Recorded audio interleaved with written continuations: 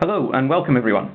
My name is Andrew McDonald. I'm a senior analyst on the Jane's Defence Industry and Budgets team, and it's my pleasure to welcome you to this online intelligence briefing, which will present our Global Defence Budget Annual Report for 2018. Today, myself and my colleagues Fenella McGurty, Guy Eastman and Craig Caffrey will present a session examining the key developments in defence expenditure in 2018.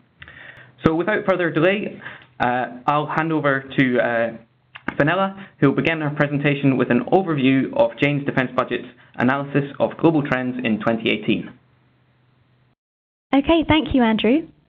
So before we go into the regional overviews, I'd like to give a quick summary of the key indicators in each region and their performance in 2018.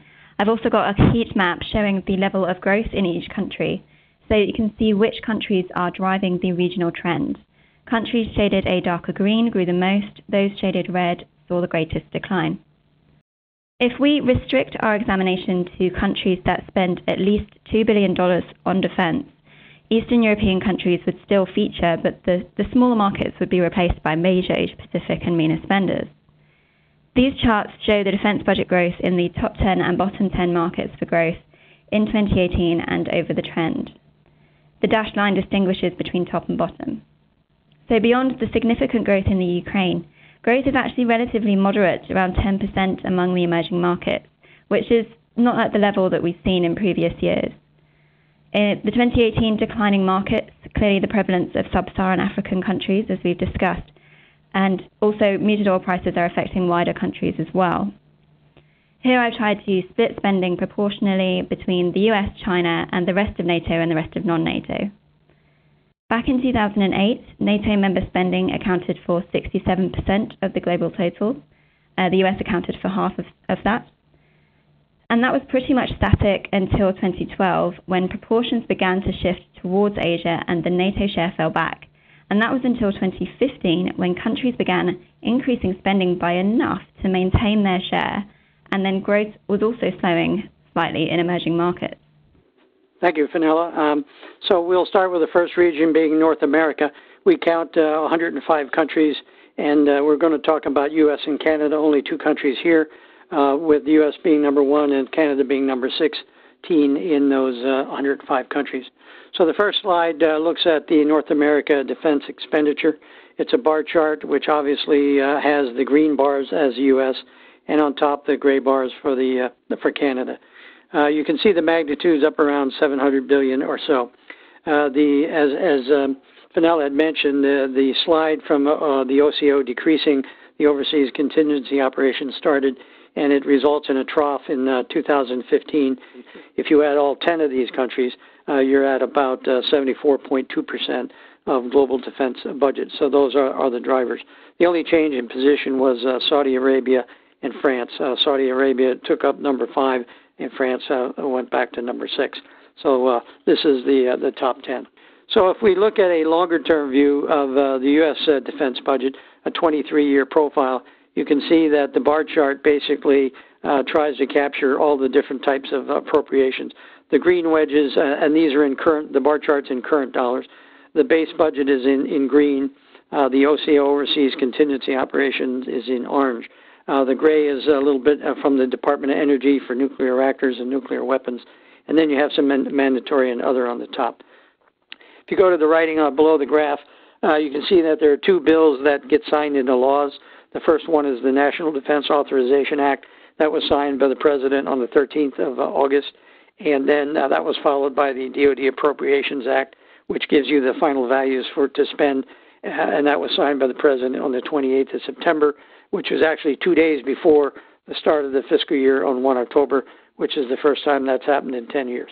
So that's good news for DoD. If you look at the pie graph, starting at the noon position, you can see that the aircraft systems at $55 billion, shipbuilding at $33 billion, and ground systems at $16 billion. When you add the three of those together, you're at 44%, and that's equivalent to platforms, okay? Everything else after that is mission systems or ordnance. So we have missiles and munitions at $21 billion, missile defense from the Missile Defense Agency at $12 billion, space, mainly Air Force driven, at $9.3 billion, and C4I at $10 billion. You can see some of the initiatives: hypersonics, artificial intelligence, directed energy, autonomy, cyber, and there are others. Okay, so that was a huge plus up.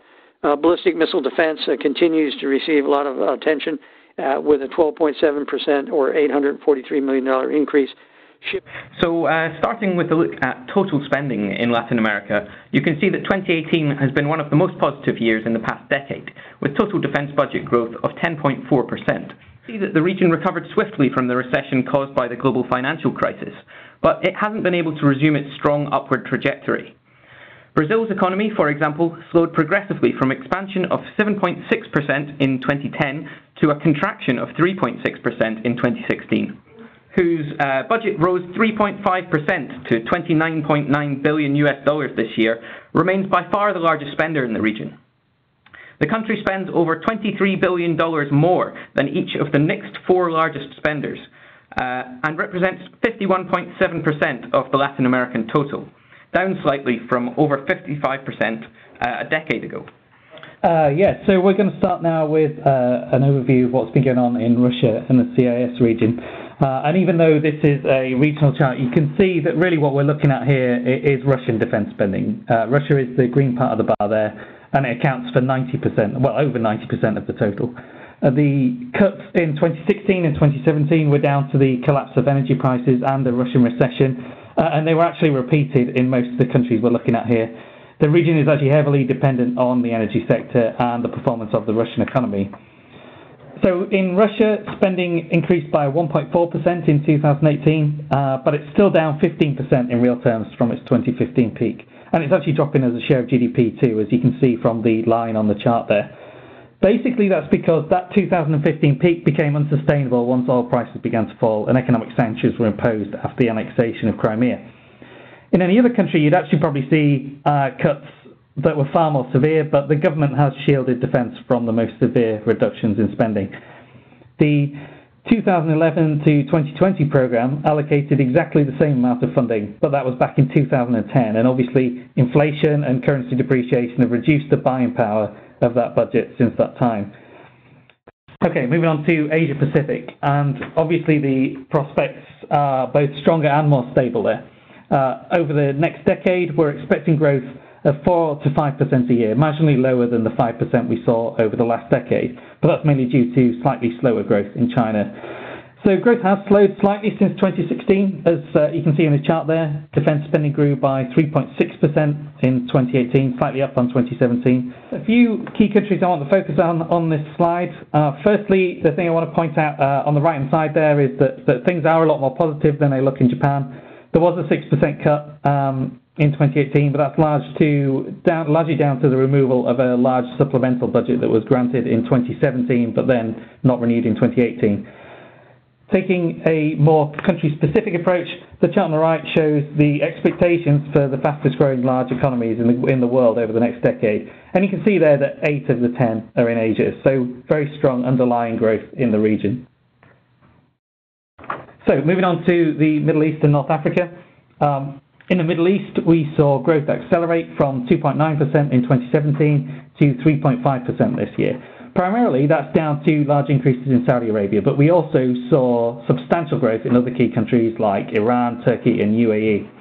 The two green boxes highlight the countries that we expect to be key prospects going forward. The high spend, high growth countries are towards the top right of the chart, and all come from either Asia Pacific or the Middle East.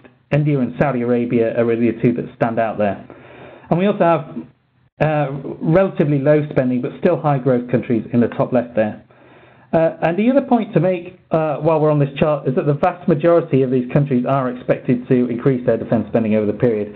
There's only Turkey and Kuwait in the bottom left there that are expected to see a significant contraction over the next 5 years. This chart takes a slightly different way of looking at growth over the next decade, focusing on viable markets for defence suppliers. The main point this chart is here to make is that the number of countries spending $1 billion a year on procurement or more is expected to rise from 33 in 2018 to 44 in a decade's time in 2028. A billion-dollar procurement budget, just for comparison, is equivalent to a country like Sweden or Vietnam, slightly more than Denmark spends at the moment. And we have the list of those 44 countries in the table there. From a regional perspective, Most of the new markets come from Asia, but there are also more being added in Eastern Europe and Latin America too. So this table essentially recaps what we've been through today, so I won't go through it at any length, but I'll pull out a few key points.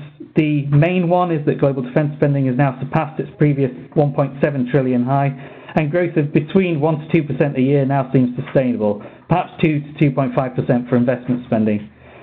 And that concludes our slides, and with that, I'll hand back to Andrew. Thanks very much, Craig. We are running a bit over time, but I think we'll manage to squeeze in responses to a couple of your questions. But before we do, I just wanted to remind you that the slides from today's briefing are available for everyone to save as a PDF when you leave this session. We've also made our feedback questionnaire shorter and simpler, so I'd encourage everyone to complete the survey when the event concludes. So our first question, I think, is for Guy.